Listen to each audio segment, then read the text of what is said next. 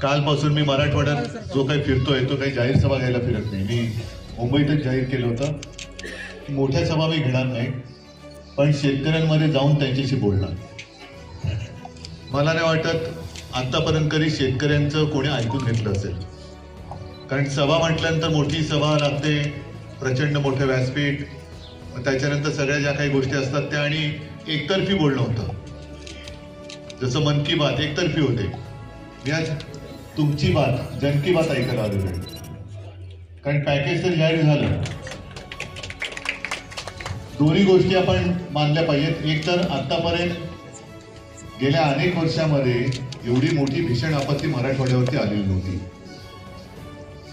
आणि त्याच्यानंतर मी पण येऊन गेलो, इतरही काही राजकीय नेते येऊन गेले, फोटो काढून गेले, आणि मुख्यमंत्र्यांनी जाहीर केलं 31,800 कोटीचं भलं मोठं पॅकेज.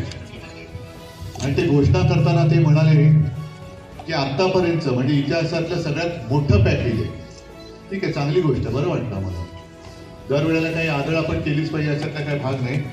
कोणी का असे ना, माझ्या शेतकऱ्याला मदत करत असेल, त्याच्या पाठीशी उभं राहत असेल, तर त्याच्या पाठी उभं राहण्याचं कर्तव्य हे आपल्याला बजावलं पाहिजे. म्हणून त्याचं आम्ही स्वागत केलं. अर्थात हे पॅकेज सुद्धा तुटपून गेलं होतं. त्याचं कारण त्यांनी जे काही घोषणा केली होती की हेक्टरी 17,500 वगैरे वगैरे, आपल्या शेतकऱ्यांची मागणी आहे हेक्टरी 50,000 रुपयाची. बरोबर आहे ना? मी जे बोलतोय ते हो की नाही तुम्ही सांगा. कारण पहा, पंजाब सरकारने दिलं आणि सांगितलं पंजाबपेक्षाही मोठं पॅकेज. खरं तिथलं पॅकेज आणि इथलं पॅकेज काय तुलना कशी करायची हे आपण कसं ठरवायचं हाही एक प्रश्न आहे. पण त्यांनी जे पॅकेज जाहीर केलं त्याच्यामध्ये मी म्हटलं 50,000 रुपये हेक्टरी ही का माझी मागणी नव्हती. मी जेव्हा आपत्ती आली, अतिवृष्टी झाली, त्याच्या तिसऱ्या का चौथ्या दिवशी आलो होतो, आणि जो काही मी एक धावती भेट सगळ्यांची घेतली तेव्हा शेतकऱ्यांनाच विचारलं. कारण जेव्हा मी शेतामध्ये गेलो त्यावेळेला शेतकरी आजही चिखल आहे, पण तेव्हा तर ढोपरभर कमरभर पाणी आणि चिखल होता. त्या चिखलात उभं राहून शेतकरी माझं त्याचं सडलेलं पीक आणि सगळं वाया गेलेलं पीक हे दाखवत होता. आणि मग त्यांच्याशीच बोललो मी, आणि शेतकऱ्यांनी मला सांगितलं की किमान 50,000 रुपये हेक्टरी हे मिळाले पाहिजे. आणि साहजिकच आहे की पीक गेल्यानंतर कर्ज कसं फेडायचं. आता तुम्ही जो काही उल्लेख केला मी केलं, 2 लाख रुपयेपर्यंत पीक कर्ज मी त्यातनं तुम्हाला मुक्त केलं होतं. याचं कारण मी माझं ते कर्तव्य मानलं, उपकार नाही मानले.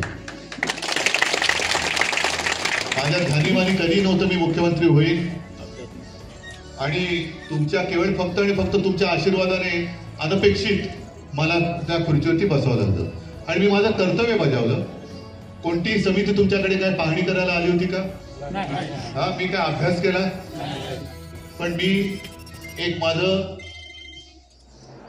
काय कर्तव्य म्हणण्यापेक्षा तुमच्या आशीर्वादाचं पान तर मी कधी फेडूच शकत नाही, पण तुम्ही जे काही नेहमी माझ्या सोबत राहता म्हणून एक आपलं ऋणानुबंध म्हणा, नातं म्हणा, ते जपण्याचा प्रयत्न केला. आज सुद्धा मी मुख्यमंत्री नाहीये, पण आताही मला असं वाटतं की जरी हातात सत्ता नसली, काही नसली, हे आत्ताचं सरकार जे आहे डबल इंजिन सरकार नुसतं धूर सोडतंय, प्रत्यक्षात काहीच होत नाहीये. प्रत्यक्षात काहीच होत नाही. महाराष्ट्र पुढे जाईल असं वाटतंय, पण मधल्या काळामध्ये काही बातम्या सगळीकडे पसरतात, येतात. असं काही नाही की शहरामध्येच बातम्या येतात, ग्रामीण भागात येत नाही. आता एवढं मीडिया वगैरे आलेलं आहे की अगदी कानाकोपऱ्यात बातमी जाते. महाराष्ट्र प्रगतीच्या बाबतीत म्हणाल म्हणजे आपल्या मुख्यमंत्र्यांचा नंबर जो करोनाच्या काळामध्ये आपल्या महाराष्ट्राच्या मुख्यमंत्र्याचा, माझा नाही, आपल्या महाराष्ट्राचा मुख्यमंत्र्यांचा नंबर तुमच्या सगळ्यांच्या सहकार्यामुळे 1 नंबर होता. आता त्याच महाराष्ट्राच्या मुख्यमंत्र्याचा नंबर पहिला आहे, तो खालून पहिला 10वा नंबर आहे. आणि मग नंबर 1 कशात आहे आपला महाराष्ट्र? कल्पना आहे तुम्हाला? भ्रष्टाचारामध्ये नंबर 1. काय प्रगती आहे. रोज भ्रष्टाचाराच्या बातम्या येतात, रोज. पैसे नाहीये त्याच्यातला भाग नाहीये, पैसे आहेत पण त्यांच्या कॉन्ट्रॅक्टरसाठी आहेत आणि मंत्र्यांच्या सगळ्या सोयऱ्यांसाठी, मुलाबाळांसाठी आणि त्यांच्या सगळ्या आप्तेष्टांसाठी खोऱ्याने पैसा ओढलाय. दरवेळेला आता अंबादास विरोधी पक्ष नेते होते, त्यांनी तर पुराव्यानिशी सरकारची चालपट काढली होती अधिवेशनामध्ये.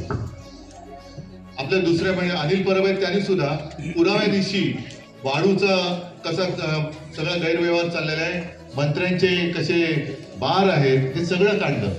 पण आपले मुख्यमंत्री म्हणजे सध्या भाजपचं काय झालेलं आहे की भ्रष्टाचारांना पक्षात घ्यायचं. जे निष्ठावंत जे भाजपवाले आहेत त्यांच्या नशिबी आता हे बाहेरून येणारे जे उपरे आहेत त्यांच्या सतरंज्या उचलायचं काम करायचं. आणि मुख्यमंत्र्यांचं काम काय की बाहेरून येऊन आपल्या पक्षात आल्यानंतर जे भ्रष्टाचार करतील त्यांच्यावरती पांघरुण घालायचं. खाली सतरंज्या घालायला कार्यकर्ते तयार, वरती पांघरुण घालायला मुख्यमंत्री तयार. मग शेतकऱ्यांनी काय करायचं?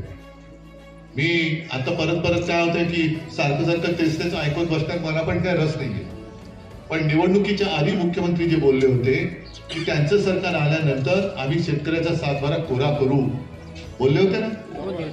साधारणतः 2014 साली आपले पंतप्रधान बोलले होते की ते पंतप्रधान झाल्यानंतर शेतकऱ्याचं उत्पन्न दुप्पट होईल बोलले होते ना.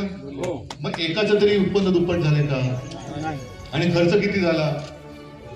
खर्च दुप्पट झाला. उत्पन्न आता तर काय पीक विमा योजना, किती जणांना पीक विम्याचे पैसे मिळाले? अरे काही जणांना मिळालेत. देऊ पुरावा तुम्हाला? पुरावा देऊ काय? हे बघा पुरावा देतो तुम्हाला. त्याचं सगळं इकडे कॉपीज घेऊन आलेलं आहे.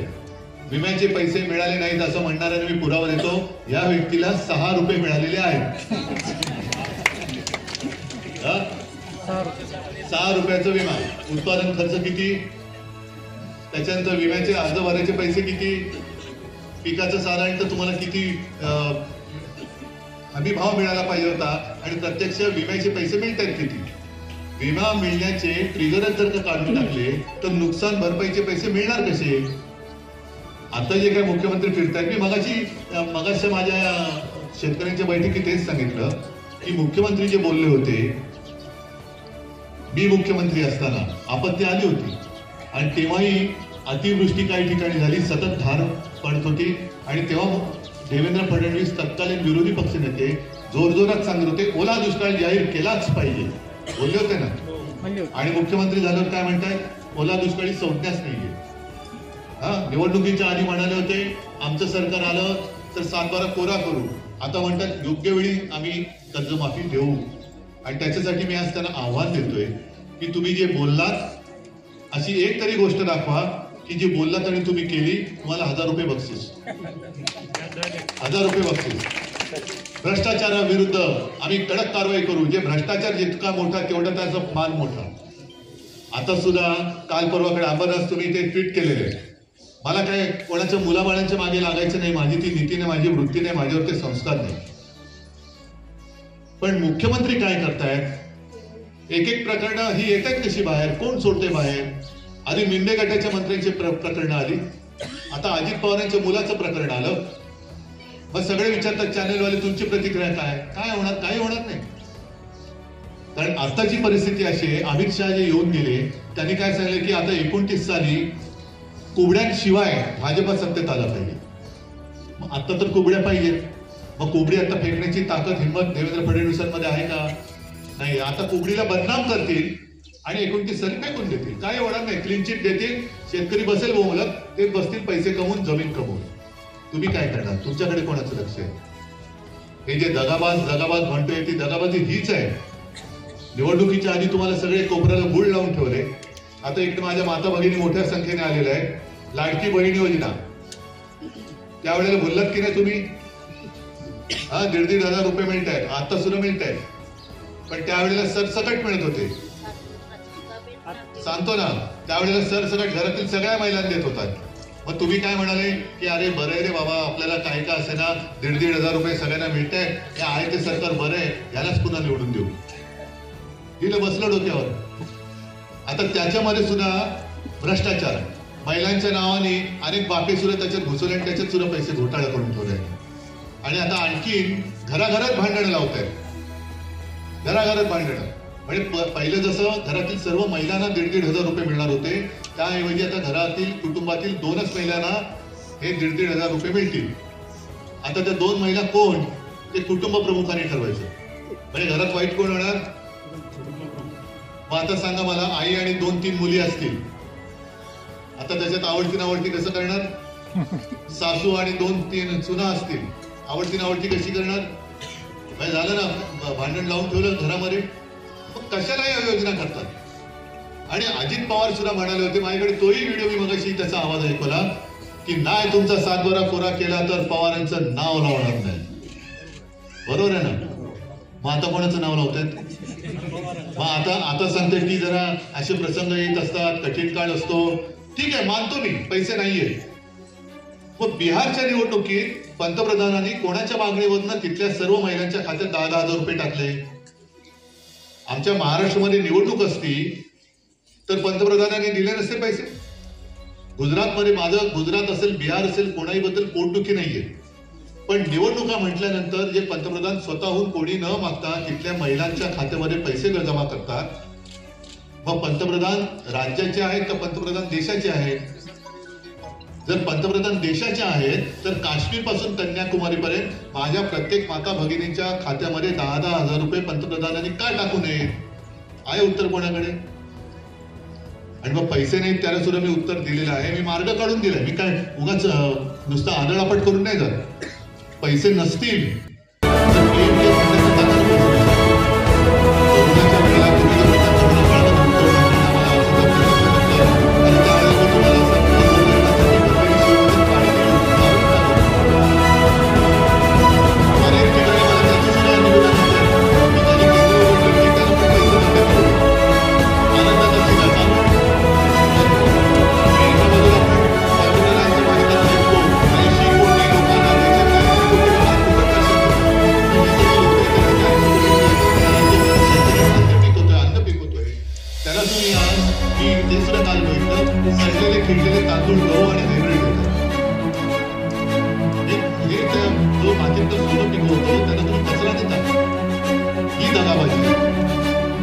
पैसे नाहीये, हेक्टरी प्रत्येक जाहीर केलं होतं ते नाहीये. बरं, ज्याची जमीन खरेदी केली त्याला 3.5 लाख रुपये हेक्टरी देणार होते, केले ना घोषणा? किती मिळाले? 3.5 रुपये तरी मिळाले. खरडून जमीन गेले, त्याच्यासाठी माती कुठून कोण देणार आहे? माती कोण माती देणार आहे? भेटते माती. म्हणजे तुम्हाला जर काळजी केली, कोणताही गुण लावला, आता पुन्हा निवडणूक आहे. खरं म्हणजे या वॉर्डातले जे आमदार निवडून आले ते सरकार नक्की आहे. तर मी जे काम करतो ते काही तुमच्याशी बोललं पाहिजे. अरे मी मंत्री आहे, तहसीलदार पंचनामे करत नाही, तहसीलदाराला बोलून काढून झालं पाहिजे. त्याला पंचनामा केलेला असेल, त्याच्याकडे पैसे का गेले नाही हे सरकार का विचारत नाही. म्हणजे पंचनामे झाले, पंचनामे झाले तरी पैसे मिळाले नाही, कोणासाठी काम करत नाही, कोणाचं सरकार आहे. म्हणून मी आपल्या ताबडतोब त्याचं रोज भांडण करतो. राहुलजी पण म्हणताय, आपण म्हणतोय की याकडे काही तरी नावाची म्हणजे एकेकाच्या 30-40 मतदार नोंदणी केली आणि प्रत्यक्ष मतदार झाले तर 22. एका घरामध्ये 30 जण, इकडे गेल्यानंतर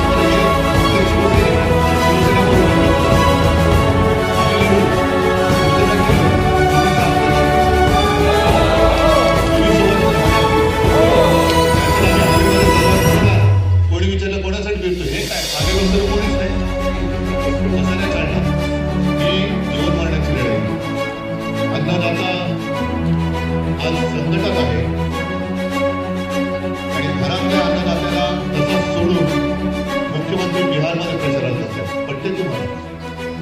बिहारमध्ये ही परिस्थिती का नाही सांगत की माझ्या राज्यामध्ये आपत्ती आले, मी एक घोषणा करून त्यांना पोकळ्याला गुळ लावून आले आणि इथे सुद्धा गुळ लावायचा म्हणून आम्हाला मत द्या, असं बिहारमध्ये का नाही सांगत? मी इथे वाटते ते झाले तरी चालेल, पण तुम्ही तुमची गुन्हेगारी करत नाही. आज मी तुम्हाला सांगतोय, तुमच्यासाठी आम्ही संपूर्ण पराकाष्ठा करू, विधिमंडळामध्ये सुद्धा आवाज उठून सगळं करू. एक मोर्चा काढून झालाय,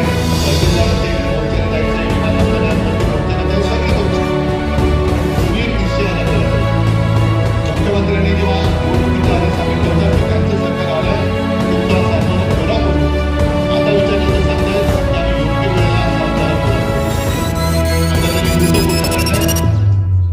जून सांगतो तुम्हाला, मला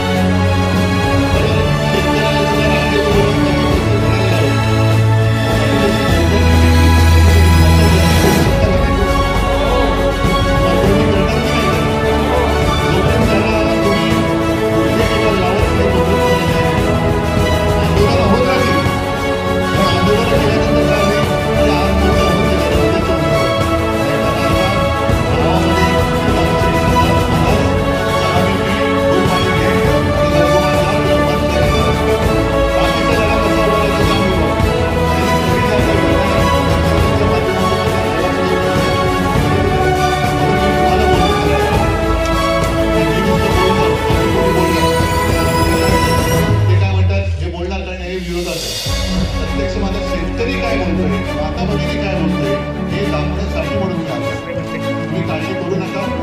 फक्त निश्चय खंबीर राहा. संकट येतात, संकट जातात, तसे सरकार आलेले सरकार पण जाईल, सरकार घालवावंच लागेल. कारण महाराष्ट्र हा कधी जगाबाजांचा होऊ शकत नाही. महाराष्ट्र हा निष्ठावंतांचा आहे आणि इथलं सरकार सुद्धा एक निष्ठावंतांचंच असलं पाहिजे. न बंदी करून गुडघ्यावरती आणावंच लागेल.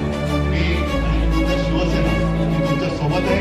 तुम्ही सुद्धा आता जसे जमलेला आहात तसेच एका निश्चय